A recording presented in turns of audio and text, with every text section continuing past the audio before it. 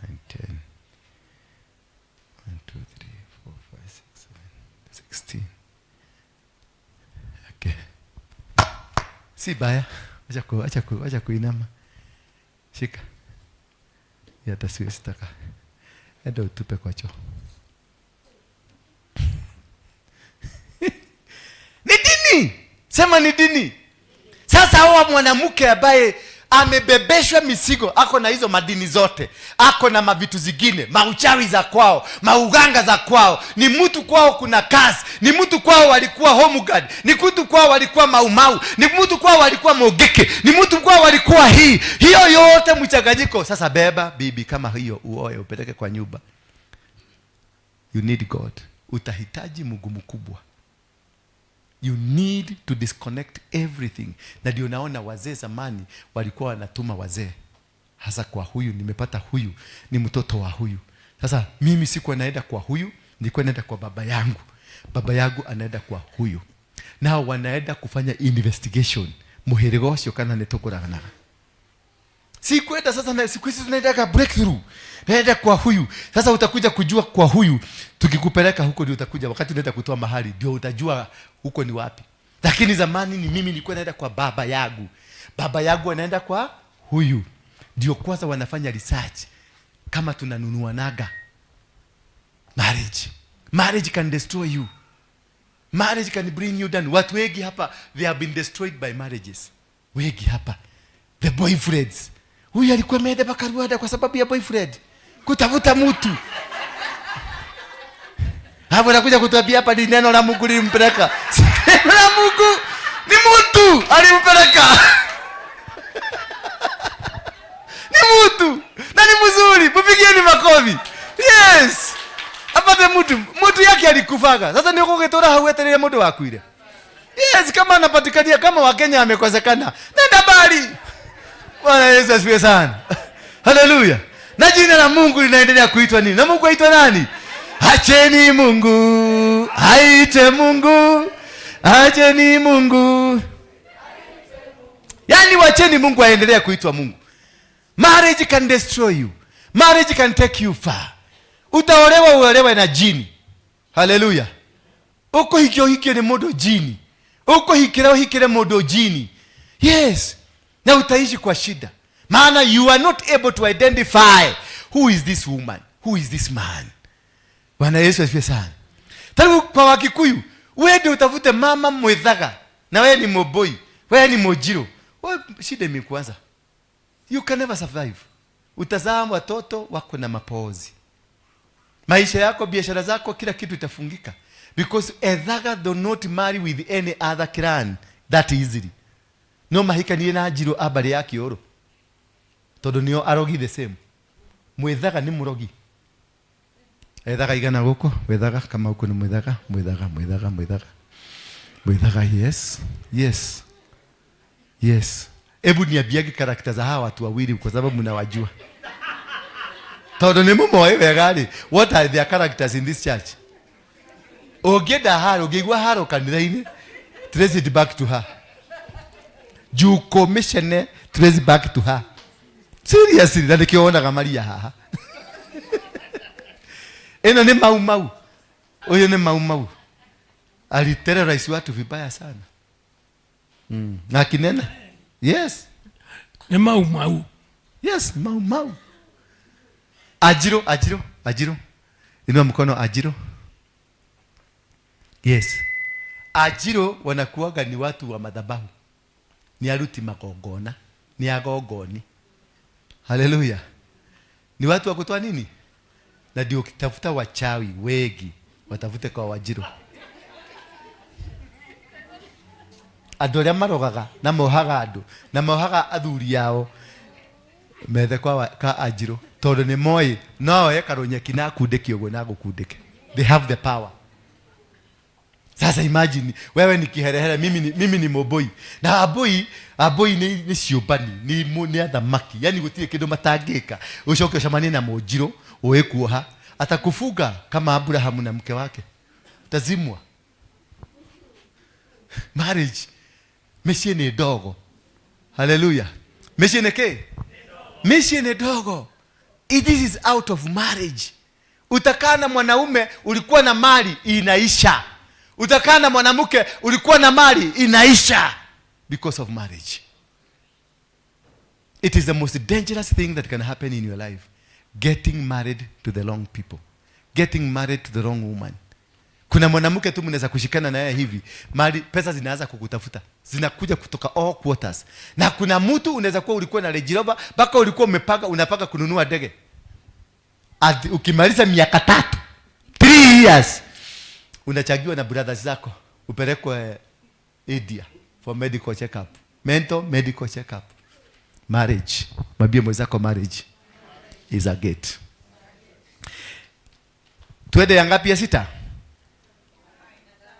Hapana. Tumekuwa na father, tumekuwa na mother, tumekuwa na territorial, tumekuwa na religion, tumekuwa na marriage, sasa tunaenda tribe. Your tribe. Kama sasa sinaitaka Wakikuyu, tunaitaka Wajaruo. Your tribe can be a hindrance. Kuna mahali unaweza kwenda kutaja jina ya Mkikuyu, uone kila mtu amekuondokea. Kuna mahali unaweza taja jina ya Mjaruo, uone kila mtu ameondoka. Bwana Yesu asifiwe sana. Because tribe is a gate. It controls what you become. Sisi tunajulikana sisi ni waizi. Muhidi akikuja anaulisaga, Mchaina na kukuja anaulisaga, anaanza kuambiwa, ukitaka mtu mzuri wa kufanyia kazi faithfully, tafuta Mkaba. Bwana Yesu asifiwe sana. Ukitaka mtu royal wa kufanyia kazi kwa royal, mtu anajua kupanga vitu vizuri, tafuta Mjaruo. Ukitaka mtu atakuiba na ibe kabuni yako lakini itaendelea kufaulu, tafuta Mkikuyu. Wanaibaga wakitengeneza. Bwana Yesu asifiwe sana. We are classified. Ndio nasikia kuna nyumba ya Juda, kuna nyumba ya nani? Kuna Esau, kuna nyumba ya Yakobo, kuna nyumba ya Juda, kuna nyumba Naftali. Hizo nyumba zote they were classified according to the roles and what they are. So mlango ya tribe yako is also very important. Understand Wakikuyu walitoka wapi? Yes, wewe ni Mkikuyu, wewe ni Mwebu, wewe ni Mumeru. Where did you come from? Mumebarikiwa na nini? Maana kila tribe imebarikiwa na kilimo chao, imebarikiwa na mifugo yao, imebarikiwa na kila kitu. Ukienda kwa Wajaruo utakuta wamebarikiwa na samaki kwa ndani ya maji. Ukienda kwa Wakikuyu wako na ng'ombe, wako na vitu. Ukienda Mwea, ukienda kila mahali wako ni watu wa kulima. Ukienda Ukambani watapata kuna nzoo na kalobo. Bwana Yesu asifiwe sana. Na unakuta watu wa Ukambani ndio walibarikiwa na kuwa the Levites. Ndio Walawi. Ndio nonanga ukiangalia wachungaji karibu wote, wampasta wale main wote. Ukienda kwa hii yetu ya Murukaruko utakuta Kitonga, utakuta Zambo, utakuta nani?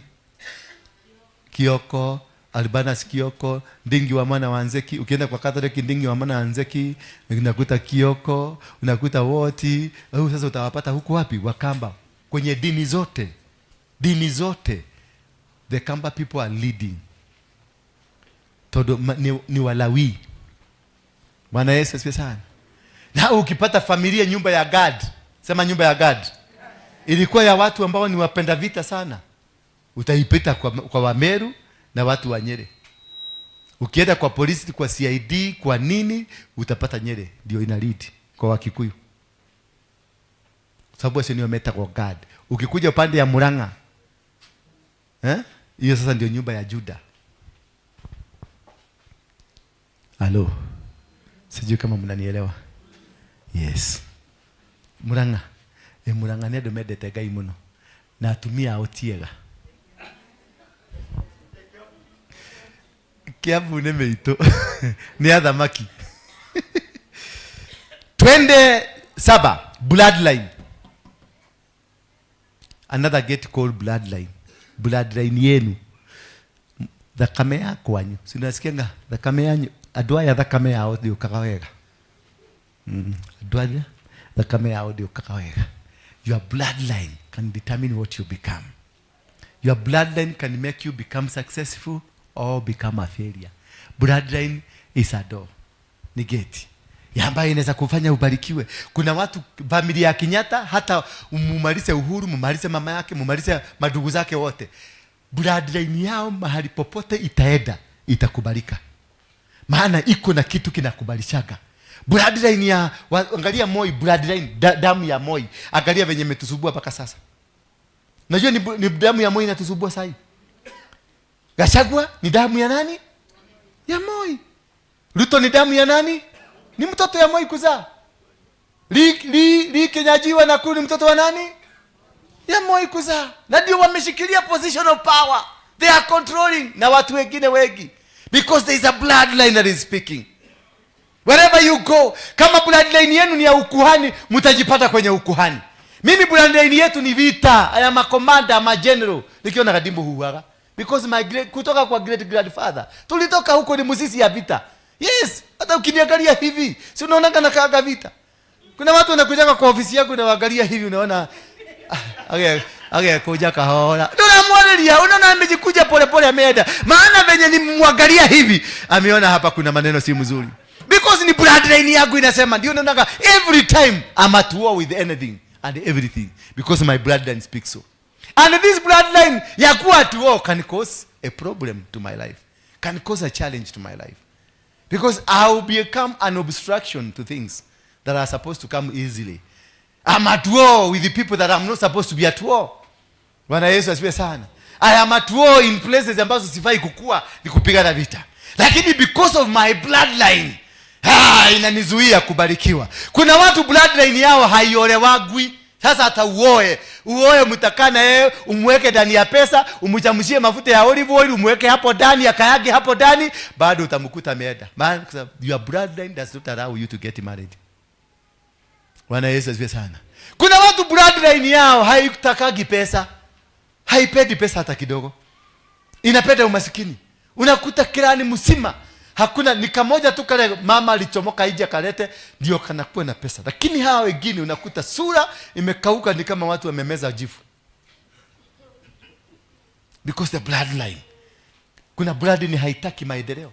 Kuna bloodline haitaki nyumba ya mawe.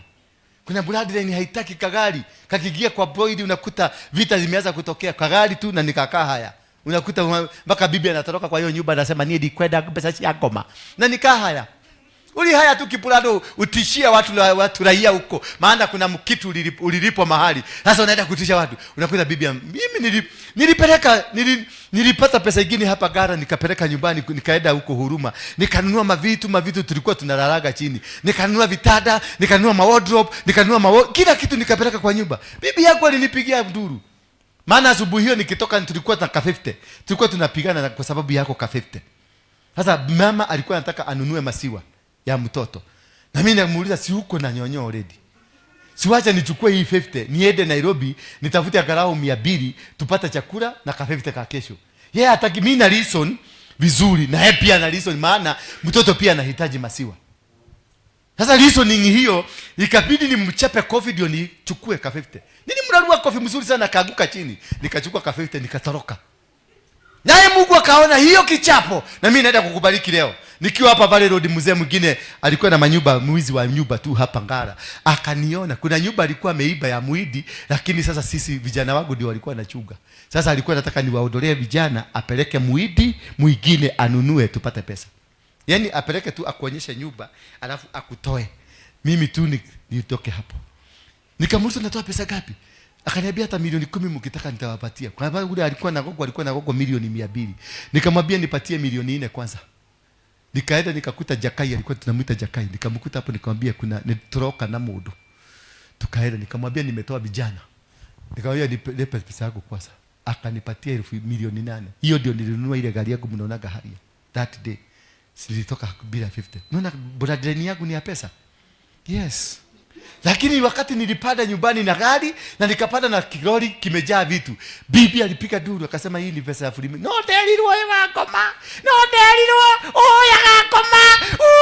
Kai wakitoraga. Ni mwana wako ndego kwa Jesus name. Mtoto wangu atakufa. Todo bloodline yao ndiendete mbeca. Na ndiendete kuikara tu maisha twega. Bwana ni agosho. Bwana Yesu asifiwe sana. Your bloodline can make you become successful or fail in life. Bwana Yesu asifiwe sana. Tuachie hapa. Tunaenda saa 8.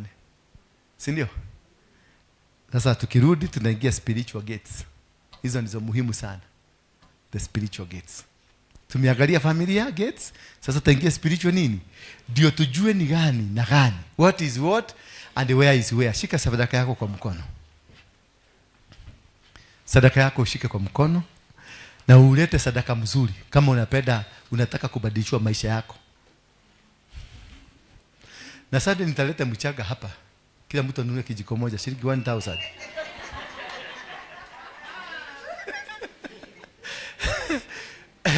Mniletee mchanga kama $3. Kila mtu 2000 kijiko moja. Uende ukabariki shamba yako. Ni bloodline. Yes, wanajua kuitisha. Mimi sijui kuitisha hivyo. Nyinyi natoketora na wedi yako itie sadaka. Hii ni formality tu kwa sababu lazima mtoe. Simufanye haraka. Simulikuwa mnajua mnaweka pesa bali. Nikiatumia mnatafutaka kwa kibeti. Hamjuagi, unasikia simu inalia na unakuta mama anatafuta mpaka inaacha kulia akitafuta simu na anasikia inalia. Hebu nilepatieni zile bahasha za tithe. Maana hiyo ni bloodline, ni gate. Nilikaa hapa nikawaza nikakumbuka venye hizi bahasha za tithe. Nani alilete hapa? Nani alinifundisha hiyo? Nani aliniletea? Maana aliitoa kama dhabihu. Alienda akatengeneza akaniletea kama dhabihu. Akasema ametoa dhabihu maana kuna mahali anataka kwenda kukua leader. Halo. Sasa nimekaa nimekumbuka huyu alikuwa nani na kule anakuaga ni wapi. Kumbe ni nyota yangu alikuwa amekujia hapa. Na walikuja wakiwa nani? Wawili. Ikiraha. Sasa hizi nataka sasa mwenye alitengeneza hii ya kwanza anakuaga ni unamjua ni kazini yako. Umemwelewa? Kazini yako. Wana huko chini. Wale wanakuaga kule. Ule anakuaga kiongozi wa kule. Ndiye alitengeneza hizi. Na alikuja hapa na akaniambia anataka anitengenezea bahasha za tithe. Iwe kama sadhabihu ya kumfugulishia mahali anataka kwenda kukua kiongozi. Na walikuja na bibi ya huyo, hako kabibi walikuwa nao. Sasa hiyo picha ndio imekuja pole pole. Kumbe walikuwa wamekuja, Mungu akaniambia neja tamage ilete. Bwana asifiwe sana. So hii nataka kucancel kutoka leo. Kutengenezwa bahasha za kawaida, hii tutachoma. Yule mwenye yako na hii aniletee saa hii. Kama uko na hii bahasha. Hapa kama ulikuwa umepatiwa leo asubuhi. Hizi tunapatia nanga asubuhi. Hakuna? Hakuna.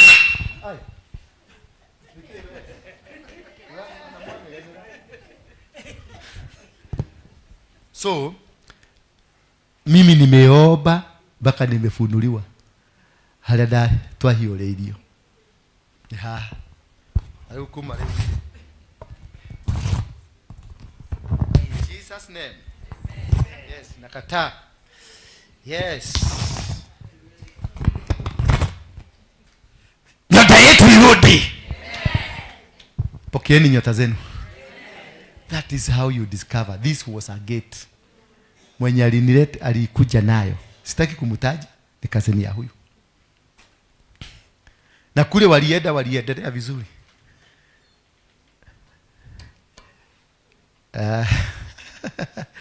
Hiyo ndio tunaitanga spiritual gates. Sasa hizi tutachoma. Kutoka leo hizi zisitumike. Tumia bahasha ya kawaida yenye imeandikwa tithe. Hizi sasa kutoka leo ni nullified. Tutainulia dhabihu, nitaitolea sadaka. Ndio nilikave nyota za watu. Because this was a spiritual gate ya kuharvest. And this only happens to you when you continue discovering. Unaendelea kusoma, kuelewa. Maana kuna mistakes nyingi tuko nazo katika maisha yetu. Haujui. Kama huyu ni marafiki yangu sana. This is a woman I love. Bwana yake ndiye aliniiba. Si ni kweli? Alafu akakuja kutembea kwangu kama ameokoka. Ni wao nokete. akakuja kwangu akaniuliza, hii mawe mbona haujegi nayo? Nikamwambia kuna mtu fulani, kuna mtu alimwagia mawe anaitwa jina fulani. Niliona alistuka. Nikamuuliza kwa nini umestuka? Asio ni bwana yangu. Nikamuuliza aliendaka wapi? Alikufa. Karare, nikasema pole sana. Nikamwambia sasa ende ulete lori mbili za mawe umwage wapi? Kwa sababu hata yeye alikuwa karibu kwenda. Walinikoni. Alileta lori 6 za ile mchogo. Unajua ile mchogo? Ati ni mawe ya 6 by 4 by 6. Na walimwaga usiku. Na mimi nikamlipa usiku. Bwana Yesu, basi asubuhi kuamka nilimwaga machozi. Bwana Yesu asifiwe sana. Those are gates that open up in your life. Abazo unakuta inakula mpaka inakula watoto. Sasa kwa sababu hiyo ni kitu nililaani vibaya mpaka tulichija busi. Nilikabia huyu nenda ulete lori ngapi? 2 umwage hapo. Hapo alimwaga, umwage hapo, tukansel hiyo kitu. Na tukakansel hiyo kitu. Mama saa hiyo ploti yake alikuwa amenyaganywa, sikuwa amenyaganywa na kama mzee. Shosho. Na hiyo shosho alikuwa ananitaka, unajuanga? Alikuwa anasema mimi ni bwana yake. Na nivuse mama 1 years. Alikuwa anasema mimi ni bwana yake na bwana amesema. Na alikuwa amenyaganya huyu ploti. Sasa hii umejenga nyumba ngapi hapo? Nyumba 12, flat ya kupanda hivi. Immediately alipofanya hivyo, kumbe mimi ndio nilikuwa ni gate ya kuzuia maendeleo. Alikumnyaganywa na alikuwa anafukuzwa kwenye familia hiyo, alikuwa ameolewa. Alikuwa anafukuzwa. Mimi wakati alimjegea, hata watu kwa wanasema mimi ndio nilimjegea. Baadhi walishindwa pesa ilitoka wapi. Wakati alifanya hivyo, mtoto yake akiwa ng'ambo, milango ikafunguka. Mtoto ni kutuma tu pesa, kutuma pesa. Naye mama ni kujeka. Nyumba ikasimama. Mama kutoka siku hiyo akanichukia, huyo mama mzee akanichukia, akasema ni huyu alimunyaganya bwana. Hii vita haijaanza sasa, ni ya zamani. Kwa sababu ni bloodline. Wito ni kwa siobani. Ni mimi tu ndio nimekataa na nimesema sitaki nikwenda kobo na nikwenda kobana. I'm the only good person here.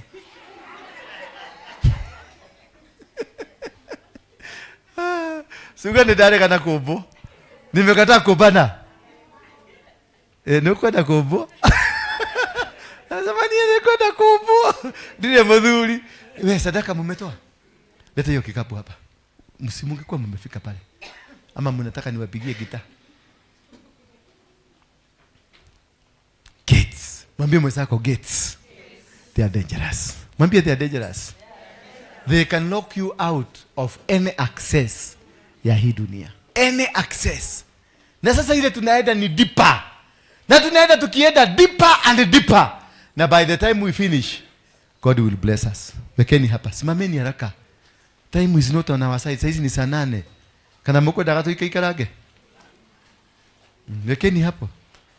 Na mnaweka kitu mzuri. Na msiweke 50 kwa bahasha.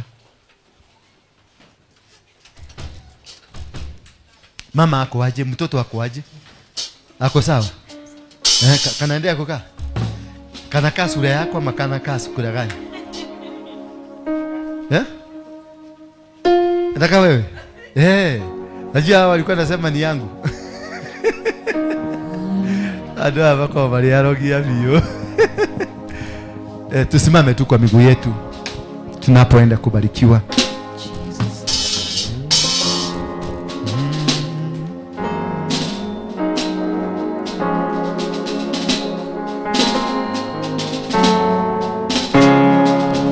Mashende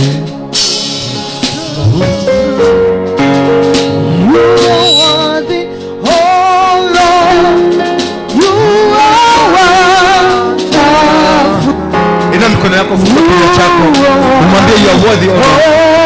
You are faithful. You are the master of the king of kings. You are worthy, oh Lord.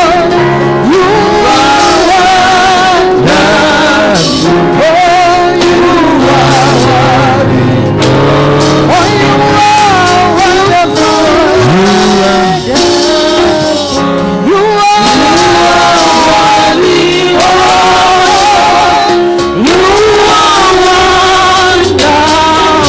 wonderful.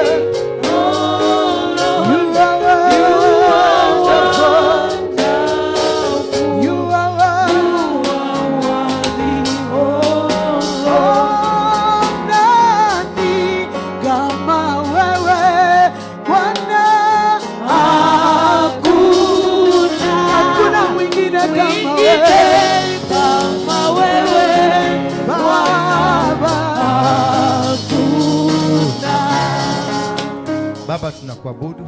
Asante kwa mafundisho mazuri.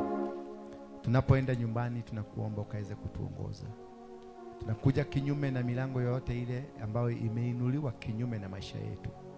Ninasambaratisha nguzo zao, mipango yao. Nasambaratisha kazi zao na hata nia zao.